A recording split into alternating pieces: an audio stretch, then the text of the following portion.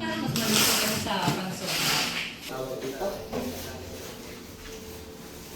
Kataba, no? Oh, di ba? Ganyan gumanon mo yan. Kaya makakala mo. Ha? Paalam ko muna sa kabila. Nahulog yung pilit. Mga dito, tangkad. Pantay mo lang dyan. Hawak. Hawak mo, baka ano yan. Sino ko Sabado, pinabiyahe ako ng bigas. Haba natin to. Ayusin tayo yung agdan ano. Ayun lang. Nuhugot lang. Mga pa nagpa-parlor, bilisan ng ganito. Oo nga pala, nakwento nga pala niya sa akin. Sa...